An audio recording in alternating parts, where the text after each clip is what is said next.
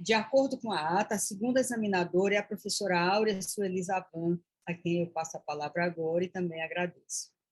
E eu, como quem já me conhece na banca, eu me organizo escrevendo, né? Então, vamos lá, eu escrevi aqui um texto e vou ler e dialogando com vocês, tá bom? Então, como praxe, é um movimento retórico, né, desse gênero.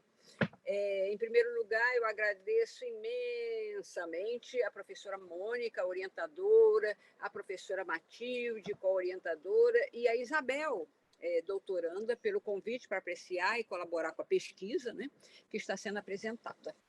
Agradeço ainda, gente, puxa vida, a oportunidade de interagir com colegas de banca, os professores, Gaston, queridíssimo, faz tempo que a gente não se vê lá do GT de Linguística, a Maria Eduarda e a Antônia, que vão falar já já, né? A quem manifesto satisfação profunda de encontrá-los aqui, ainda que virtualmente, né?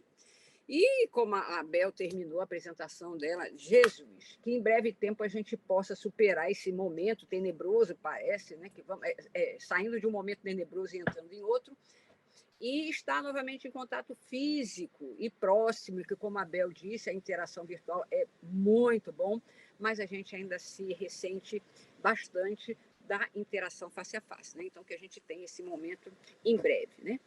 Em segundo lugar, eu não poderia deixar de falar da minha satisfação de estar aqui nessa banca, particularmente por ser a banca da Belzinha querida, eu já vi aí no chat, né? Belzita, como a gente se refere carinhosamente lá no protexto. Eu fui professora da Isabel, foi quando a conheci, né? Em uma das disciplinas que ela fez cumprindo créditos do doutorado, lembra, Bel? E desde então eu soube da sua curiosidade pelo conhecimento e do seu interesse por buscar respostas para as questões que a inquietavam. Já naquela época ela já demonstrava toda como é que ia articular tudo isso para encontrar as respostas que ela buscava.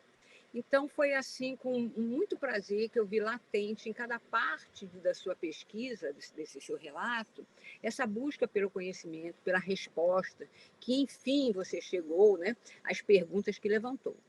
Então, é com essa pesquisadora, finalmente exitosa em seu percurso pelo conhecimento, que eu vou dialogar mais diretamente, tá bom? As considerações gerais, né? Belzinha, querida, o seu trabalho, para mim, está bem redondinho, com essas partes constitutivas, embora o professor Gaston tenha estranhado, né, que a gente aqui numera a introdução, mas, independentemente da numeração, ele também há de reconheceu que essas partes constitutivas estão muito bem articuladas, como ele bem disse, você traçou lá seu objetivo e foi perseguindo e dando conta de alcançá-lo, né? Então elas estão muito bem articuladas umas com as outras. Você foi primorosa em sua pesquisa, né, no desenvolvimento da pesquisa, e mais ainda no relato dela, porque é muito prazeroso ler seu texto, né? Isso reconhecemos todos, você vai ouvir aqui de todos nós, né?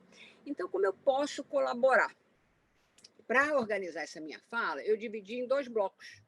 Primeiro, os pontos positivos, né, que a gente não pode deixar de ressaltar, e depois alguns que eu trago assim, para a gente conversar, porque eu não vi sem nenhuma, como o próprio professor Gaston salientou, o que a gente traz aqui é contribuição, assim, uma reflexão, nada que desabone o seu percurso teórico, metodológico, tá bom?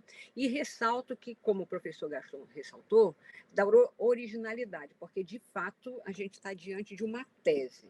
Nós, professores que estamos em banca, a gente reconhece, né, gente, que a gente está em tese, mas não deixa de ser um trabalho acadêmico, demonstrar um esforço, né, tanto do orientando quanto da orientador, mas nem sempre a gente alcança essa originalidade, essa tese mesmo, né, que é o que se pretende de uma tese. E você nos brinda com isso, então isso aí já é belíssimo, né? E então o que eu trago aqui é essa conversinha. Eu trouxe alguns pontos só para não alongar, porque eu pensei que a gente tivesse 30 minutinhos, tá? Então, antes de iniciarmos um diálogo sobre o seu trabalho, eu quero deixar claro aqui, como eu sempre deixo, que meu papel aqui não é julgar o mérito da sua pesquisa, como o professor que me antecedeu disse, não é crítica, né? Porque desde já eu destaco ser excelente, muito boa. Se chega hoje a defesa a esse momento, é porque as orientadoras, ou a orientadoria, as co-orientadoras, e a co-orientadora e você, consideram que o trabalho está pronto e que tem muito, e de fato tem, a contribuir com a linguística textual, em particular com os estudos que se voltam para a interação, não só a que se desenvolve em contexto digital, motivo bastante suficiente para que você faça jus ao título proposto, mas a contribuição que eu vejo de rediscutir essa noção de texto no escopo da linguística textual. Né? Lógico que essa contribuição está sendo a interação, mas o que você traz? E você terminou assim, para se pensar numa definição de texto dentro da linguística textual, há que se rever como é que a gente está lidando com a interação. E aí é o seu trabalho futuro, e eu vejo isso como bastante significativo. Então, eu também não poderia fazer diferente, porque eu confesso que eu não tenho lá essas leituras sobre esses autores que referendam o seu trabalho. Então, é por isso que eu agradeço muito a leitura, que me oportunizou aprender um pouco mais sobre o assunto. Tá, Belzinha e a banca. Então, o que contribuiu para mim para que seu trabalho ficasse redondinho, para a qualidade do seu trabalho? O alcance dos objetivos propostos, como já foi salientado, nem sempre isso é perseguido e isso é alcançado. Então, essa condução que você deu a análise, que também eu concordo com, e comentei isso com o professor Gaston, que não chega a ser assim, uma análise, mas vamos dizer aqui, essa condução que você dá à análise do que vem apresentando, acho que sustentou esses objetivos o tempo todo e norteou essa condução, né, da pesquisa. O quadro teórico metodológico construído. Então, eu achei que a articulação foi muito bem tecida, e nós que escrevemos e já passamos por escrita de tese, sabe que isso às vezes não, é sempre muito difícil a gente costurar pressupostos de áreas diferentes e dar assim, um fio condutor. Nessa interdisciplinaridade nem sempre é muito fácil para a gente. Né? Então, para mim, você teceu muito bem esses pressupostos da linguística textual com as áreas da sociologia, da antropologia, da comunicação, e isso conferiu uma adequada medida que possibilitou esse olhar diferenciado para as questões ligadas à interação, tratado sobre esse percurso demonstrativo, metodológico, que você alinhou aos objetivos. A bibliografia é ampla, é atualizada, embora o professor Gaston tenha apontado outros, né, que poderiam vir a compor essa bibliografia, mas eu penso que esse aporte teórico está ancorado em obras pertinentes, atuais, porque você traz, né? Então, isso conferiu também uma fundamentação substancial a essa abordagem que você desenvolveu. Esse exercício demonstrativo, analítico, né, esse criterioso tratamento que você deu ao corpus, que você gerou, então permitiu reconhecer o processo pelo qual se engendra a interação em contexto digital. Então, mais do que assim, analisar, você mostra, né, se mata a cobra e mostra o pau, como essa interação se dá. E você traz várias mídias, eu contei lá, são várias, né? Embora nem sempre todas sejam tratadas ao mesmo tempo, mas você trabalhou com mídias bastante diversificadas. A contribuição dada aos resultados alcançados, então, por você se voltar por um fenômeno que a gente já destacou, e é lógico, poucas vezes ou não suficientemente explorado, né, deixado assim de lado, e eu acho até que muitas vezes tem sido deixado de lado pela complexidade que é tratada a interação, né? Então, como você salientou essa lacuna, e sobre um outro olhar investigativo, você acentuou esse valor do seu estudo, tornando ainda mais relevante. Então, acho que é digna de nota essa menção que você faz nessa lacuna, é digna de nota a menção que você faz, é digna de menção a investida que você faz nessa lacuna, tá bom?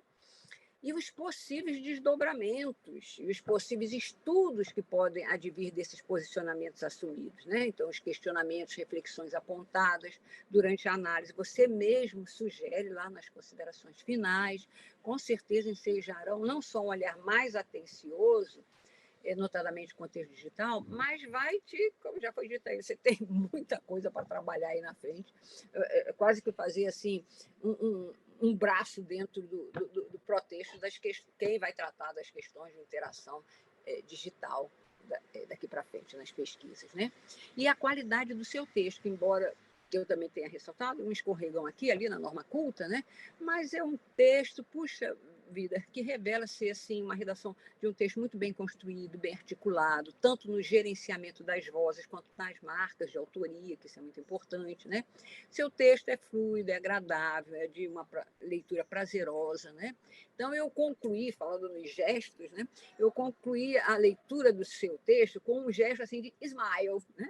De sorriso e agradecimento por estar diante de uma verdadeira tese impecável, significativa, com uma grande contribuição. Então, eu já agradeço a vocês, meninas, temos 3 meninas aí, Isabel, Mônica e Matilde, pela relevante contribuição, tá?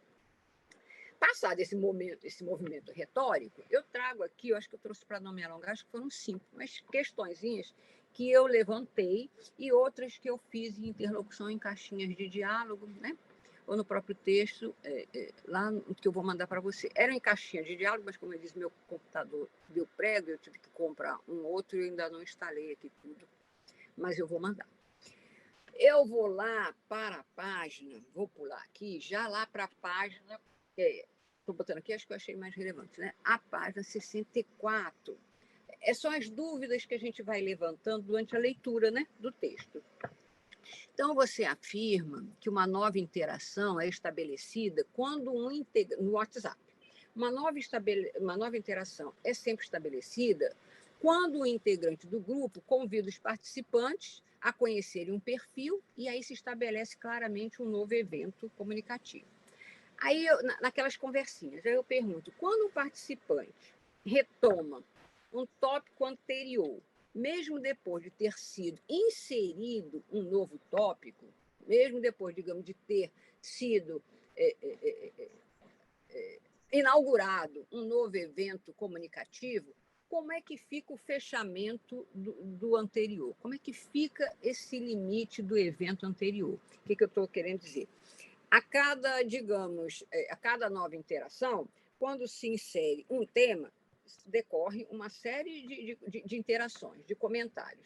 Aí, alguém do grupo, no WhatsApp, muda o rumo da conversa, o rumo da prosa. Vamos mudar o rumo dessa prosa.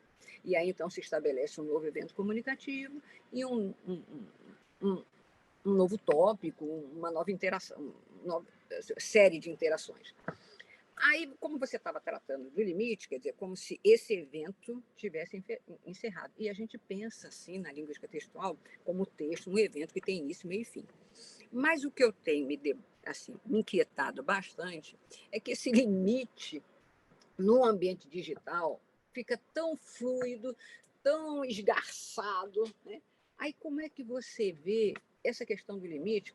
E tem muito, né? Passado um tempo danado, alguém vem e retoma o tópico. Nós estamos retomando diante de um novo, ou aí se estabelece uma nova interação, porque às vezes vem, ele nem é respondido, né? Ele só retomou aquele tópico.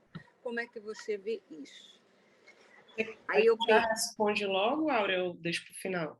Podemos, vamos dialogar, porque aí sempre eu vou fazer uma pergunta, eu tenho 5 perguntinhas. Tá bom. Essa pergunta, Áurea, eu lembro demais que a gente conversava sobre ela ainda nas reuniões presenciais, e eu lembro que foi exatamente você que colocou esse ponto sobre as questões do limite do texto nas interações, e quando eu escrevi isso na tese eu lembrei muito de você, porque foram reflexões importantíssimas, para as quais eu acho que a gente não tem uma resposta única, porque cada interação tem que ser analisada ali, observando os aspectos que estão envolvidos naquele momento. Em algumas interações fica muito claro que o início por exemplo, quando a pessoa diz, oi gente, tudo bem? E aí inicia uma conversa, né? E fica muito claro que o fim é o fim porque ninguém toca mais no assunto e ali ficou encerrada a conversa, né? Mas como você mencionou, às vezes a pessoa retoma, no WhatsApp, por exemplo, a gente faz várias conversas ao mesmo tempo, né? São várias interações diferentes acontecendo ao mesmo tempo. E é difícil estabelecer o fim delas, principalmente, eu acho, de uma maneira geral. Eu acredito que é preciso observar cada uma, né? Às vezes, pelo tempo, dá para a gente saber, né? Como eu comento ali em algumas, todo mundo deixou de comentar em cima daquele tópico à noite. No outro dia de manhã não tem mais nenhum assunto sobre aquilo, já estão falando de outra coisa. Então, às vezes, o tópico indica, mas nem sempre. Então, eu acho que a gente vai precisar ver interação por interação, que é isso que a gente tem conversado no grupo, né? Porque, como você diz, eu concordo plenamente, é fluido, não dá para definir, vai ser sempre iniciado dessa forma ou terminado dessa outra. Mas, sim, na LT a gente entende que o texto tem começo, meio e fim, é um evento comunicativo completo, né? Não sei se a Mônica quer fazer algum comentário. Pode falar. Concordo plenamente com o que você está dizendo, Isabel. Não dá para dar uma fórmula geral ou uma conceituação geral de como iniciar e de como terminar um texto, né? Sobretudo, já admitindo que nem sempre o texto é o total da interação. Né? Então, ainda tem esse problema. Então, por exemplo, quando você está numa sessão aberta demais, com inúmeros participantes, você está ali numa conversa, é possível que aconteça isso que a Aura disse. Você tem num ambiente, há uma postagem, você tem diversos comentários, não é? Alguns estão todos voltados para o que foi postado no primeiro momento, então eles convergem para uma unidade né? Textual. Mas, às vezes, há uma separação total, um desvio de tópico que inicia um outro texto, ali dentro, aproveitando o mesmo espaço. Isso. Então, não dá para dizer que em cada gênero, num determinado ecossistema, o comportamento interacional vai ser sempre o mesmo, porque isso muda a todo instante e as possibilidades vão variando de acordo com os recursos tecnológicos, né? O máximo que a gente pode dizer é que, para que haja texto, é preciso haver essa unidade, ou pelo menos essa sensação de unidade de sentido e de comunicação, de sentido em contexto, né? Então, quando você tem essa sensação de que aquela comunicação foi concluída, né? Porque essa sensação precisa existir. Né? Eu acho que é isso. Então, eu sei que não é uma resposta precisa, mas é a que é possível. São as reflexões que a gente tem feito, né, ultimamente no grupo, que a gente vem fazendo há pelo menos 2 anos, que eu acho que são difíceis de fechar numa resposta única, mas eu penso que a gente tem que olhar para cada interação, em função do que a gente assume como texto, né, como evento comunicativo, tem começo, meio e fim, uma unidade de sentido. O que eu estou pensando, assim, para as nossas discussões no protexto, é que essa noção de unidade, né, o conceito de unidade e de limite, também precisa, assim, a noção de unidade e de limite, dentro da noção de texto, precisam ser repensadas. Né? Mas pronto. Só, se a sua tese, se seu texto já traz isso, puxa vida, né? A gente vê essa contribuição. Aí, a segunda, na página seguinte, também sobre a mídia, agora sobre a mídia Instagram, você pontua assim, exatamente, agora eu botei, o interlocutor tem apenas, lá naquele story, né, 24 horas para participar do processo de interação, engajando-se ativamente por meio de botões de reação ou de reportagem desse story em seu perfil. Tudo bem. Aí você diz, se não houver engajamento de interlocutores, ou se esse... Aí eu pergunto, sou eu que pergunto agora. Se não houver o engajamento de interlocutores, ou se esse engajamento cessar antes das 24 horas previstas, o encerramento da interação só vai acontecer quando o lapso temporal for exaurido, a minha dúvida é, se o último interlocutor, porque você diz que o tempo é 24 horas, né? Isso. Se o último interlocutor tivesse se engajado, por exemplo, 4 horas antes, 24 horas, essa interação não durou 24 horas. Esse encerramento só será concluído, de fato, com o decorrer das 24 horas. Aí estaria sendo considerado espaço de silêncio como interação, quer dizer, se a última se deu com 20 horas E aí todo esse silêncio eu vou considerar para, então, o processo de interação ser 24 horas, ou o que se encerra não é a interação, mas o tempo para interação. Eu fiquei com dúvida, porque está lá dito que a interação no story é de 24 horas. Áurea, como é que eu entendo? Oh, desculpa, pode. Não, é só dúvida, né? Uhum. Eu estou aqui, só trouxe dúvida, que o teu trabalho não tem o que. Maravilhoso. Está todo perfeitinho, né? Como é que eu entendo a interação que acontece no story, né? Posso estar equivocada, refletir depois, mas eu entendo da seguinte forma. É um espaço de interação nessa mídia que dura 24 horas. É imposto pela mídia isso. Eu não posso alterar isso. É a própria mídia que define que, a partir do momento que você posta um story, que acho que todo mundo sabe o que é, mas é aquela publicação que fica em um espaço, fica localizada em outro espaço não principal, digamos assim, do perfil, em que você conta sobre a sua vida, enfim, tem várias funções, e ele inicia quando você posta. Se eu posto agora às 11h43, às 11h43 de amanhã, não é possível mais nenhum tipo de engajamento interativo lá, como eu considero. Não é mais possível nenhum tipo de troca dialogal, nenhum tipo de controle do conteúdo, de repostagem, de reação. Então, nessa interação específica, eu entendo que o tempo, ele ajuda a definir os limites da interação. Por exemplo, aqui fica mais ou menos bem delimitado, 24 horas. Inicia, por exemplo, 11h44, se eu postar agora, termina 11h44 amanhã, né? Mas é esse caso específico. Em outras interações eu não posso dizer que é assim, né? Por isso que acho que tem que ser caso a caso. Não, mas aí a Não sei se eu respondi a tua pergunta. Aquela interação que aconteceu naquele story, ela é de 24 horas, porque é o tempo imposto pela mídia, ou, embora o tempo imposto pela mídia seja de 24 horas, aquela interação específica só aconteceu em 18 horas, por exemplo. Não, eu entendo que ela dura 24 horas, porque as reações elas podem ser uma simples visualização. Mesmo que eu não clique em nada de emoji, não escreva nada, mas o fato de visualizar é uma forma de participar do processo. Aí depois vem uma outra questão. Então, você está considerando que, embora eu não reaja, está ali havendo uma interação. Sim, interação em sentido amplo, assim, a gente entendo dessa forma.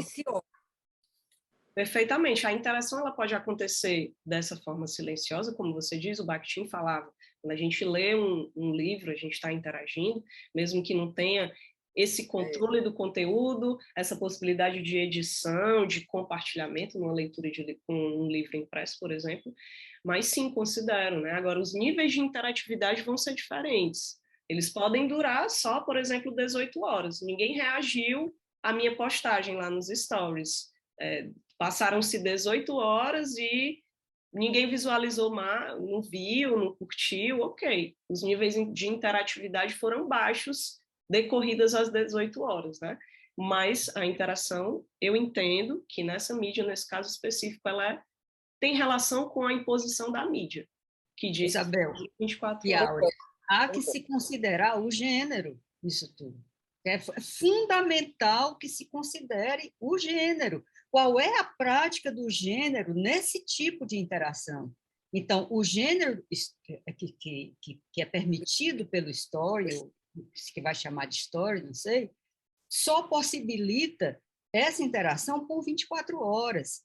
Então, se ela toma todo o tempo, porque as pessoas não reagiram, não visualizaram, não é?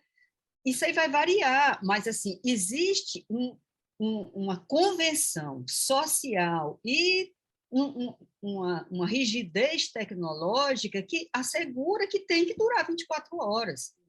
Então, essa é a prática do gênero. E cada gênero vai impor outras práticas. Não é? Eu sei, eu concordo com tudo isso, é que eu estou pensando numa análise. Então, nessa prática, nessa mídia, nesse gênero, eu tenho até 24 horas, mas eu não posso dizer que cada interação, eu analisando isoladamente, cada interação nessa mídia, ela dura 24 horas. O texto não necessariamente. Aí, por isso que eu perguntei, não havendo um engajamento, eu poderia ainda considerar interação? Porque vem a minha seguinte pergunta. Aí eu pulo lá para a página 134. Você assume interatividade, que é interatividade, né? Um aspecto técnico-linguageiro da interação que se refere aos diferentes modos de engajamento ativo entre interlocutores no processo de construção de sentidos, inclusive quando a máquina assume esse papel interlocutivo. Aí, o que seria o engajamento ativo? Porque você acabou de me dizer que, ainda como Bakhtin, né, está lá mesmo em Bakhtin, e você cita, né, o Bakhtin, você faz uma citação, né, você, no mesmo parágrafo, fala em níveis de engajamento, níveis mais altos, níveis mais baixos, tudo bem. E no caso de uma pessoa diante da TV, assistindo ao noticiário, não teríamos interação? Então, porque você traz Levi, né? O Levi, parece lá de 2010, Apo de Lupo, que ele, baseado também em Bakhtin, que diz que ele diz lá que um receptor da informação, mesmo que esteja, a menos que esteja morto, nunca é passivo.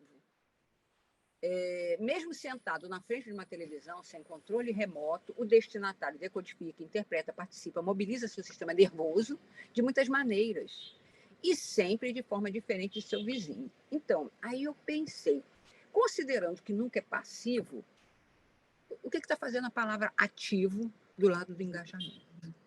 Né? E na página seguinte, 135, você fecha o subtópico assumindo a interatividade como um aspecto técnico-linguageiro da interação que permite executar ações diretas, ativas e síncronas entre interlocutores no processo de construção de sentidos que se apresenta em níveis em função do controle do conteúdo, do caráter dialogal, aquelas categorias, e da sincronicidade. Aí, novamente, você faz referência a esse caráter ativo da interação. Aí, tu sabe, né, Belzinha? É só para a gente... Não entendi. Aquelas discussões lá do protesto, e eu trago aqui a questão. Excelente, Áurea. Talvez... Aí, se eu considero passivo? O termo é que talvez não seja o mais adequado, porque são coisas distintas, né? Interação, eu entendo com o Bakhtin, é um processo de construção de sentidos que sempre vai ter um engajamento cognitivo, mesmo ali na leitura, mesmo se você ficar calada me ouvindo ou na televisão, é interação, a interatividade é outra coisa. E talvez o termo engajamento e ativo faça a gente pensar, confundir o que eu estou querendo dizer com isso. A interatividade é outra coisa. A interatividade é a possibilidade que o interlocutor tem de fazer trocas dialogais, de dar um feedback sobre alguma coisa, de controlar o que está sendo construído, seja por meio de uma edição de texto, seja por meio de um compartilhamento, de uma reação, qualquer tipo de controle do que está sendo produzido, e a sincronicidade, que é a questão do tempo de resposta. Essas três variáveis é que me dizem se uma interação tem níveis mais altos ou não, digamos assim, de interatividade. Mas os termos eu entendo de maneiras diferentes. A interatividade é um elemento da interação. No contexto digital, a interatividade parece ser extremamente importante. Nós estamos o tempo todo sendo empurrados para ser mais interativos, para reagir, para curtir, para compartilhar, para editar, para excluir. Então, é nesse sentido, né? Não sei se... Talvez o termo engajamento é que possa... Não, acho que é o ativo aí. O ativo. É o ativo. Última uma nota de rodapé e esclarece, ou então substitui o termo. Mas eu já tinha percebido que isso poderia gerar uma confusão. Tentei esclarecer ao definir interatividade, mas são coisas diferentes. Eu entendi também como é diferente, mas para que a interação se estabeleça... Não é necessário ter interatividade para que a interação se estabeleça.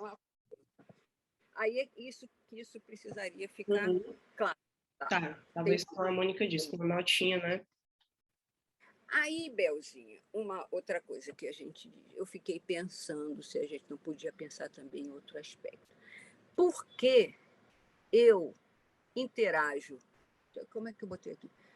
Por que que eu me sinto instado a interagir com certas postagens e com outras não? Poderia haver, assim, na interatividade, algum aspecto, não sei, de afetivo, assim, mais centrado.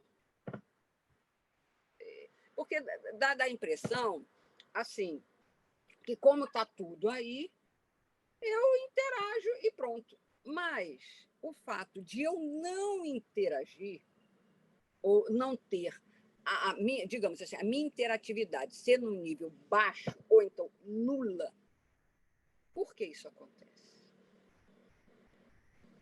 Porque isso está aí me instando, você mesmo disse, me instando a participar, participar, participar. E eu, você, somos ativos. Né? Por que que diante de todo esse aparato, ainda assim eu não sou mobilizada a dar uma resposta? Aí eu fiquei pensando se não teria, não encontrei resposta, mas é para a gente pensar se não teria aí também um outro aspecto para pensar nessa interação. Não sei. Sem dúvida. Pergunta difícil. Os aspectos são sociais, né? São atinentes às relações sociais, às relações de... É porque, do jeito que está, assim, pronto, está todo esse aparato aí, eu sou instada a interagir e pronto. É como se não tivesse, assim, algo em mim, ou algo, não é fora, mas além, um outro elemento. Não Eu sei. acho que os próprios níveis de interatividade, os sistemas semióticos, essa confluência talvez levem essa a puxar o interlocutor a participar mais, mas eu confesso que são questões que envolvem, a meu ver, saber o que pensa o interlocutor, o que ele está projetando, questões que talvez a gente não tenha acesso, né? Não sei. Mas você mesmo, como ativa, né? Você não vê que, às vezes, toda essa parafernália e você nem intuiu. Uhum. E Você não algumas foi captar. postagens que têm os mesmos recursos e a gente não se interessa e passa direto, né? E outras que têm menos recursos e a gente interage mais, né? Não sei. É perguntinha, né? Para a gente pode levar também lá com as práticas sociais, as relações que a gente tem com a máquina. Acho que isso só evidencia como cada interação é única mesmo. Precisa ser vista em função de quem está ali, os interlocutores envolvidos, o tipo de mídia envolvida.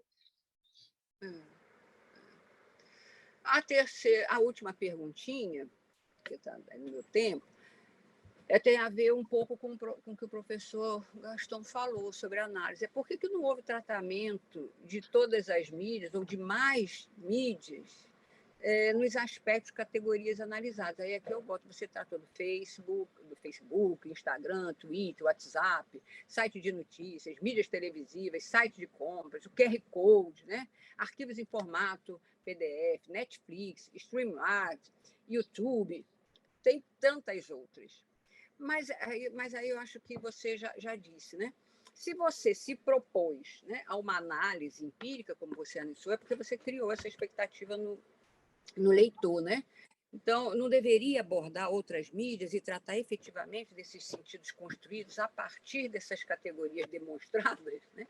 Mas aí você já respondeu, né?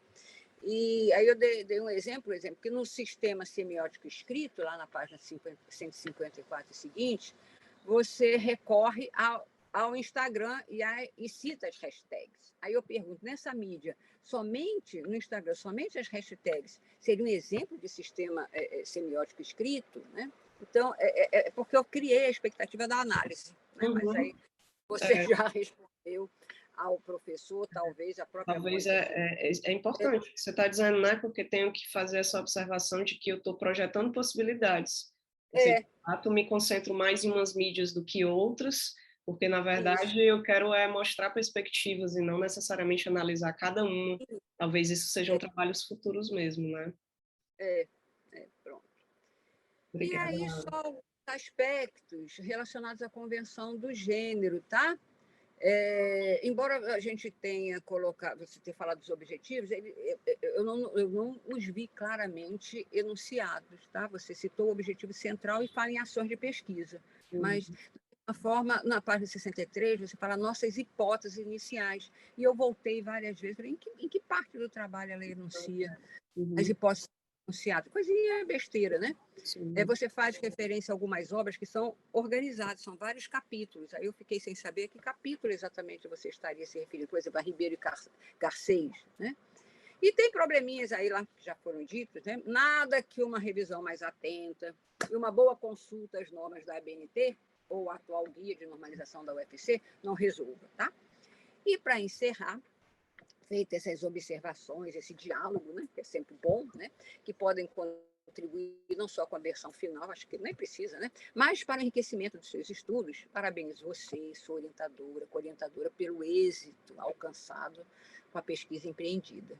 Parabenizo especialmente você por ter vencido os obstáculos que atravessaram o seu caminho, como, por exemplo, não sei de onde, mas a pandemia, né, isso dificultou bastante, criou dificuldade para os pesquisadores e por demonstrar ter se apropriado com tanta competência e entusiasmo do seu objeto de estudo, né?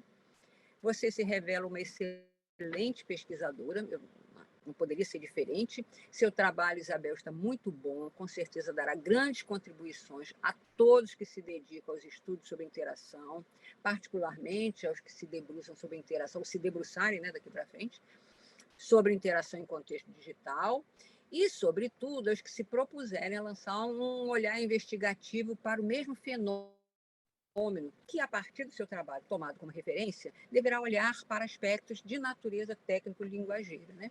Sem falar de tudo que seu trabalho, com certeza, vai render para você, né? Pesquisadora, em seus escritos futuros. Então, eu encerro reafirmando minha enorme satisfação de estar presente nesse momento tão importante para você e, consequentemente, de me ver inscrita na sua história acadêmica. E aqui meus gestos, meu sistema gestual, de muito abraço e muitos beijinhos. Te adoro, Beuzinho.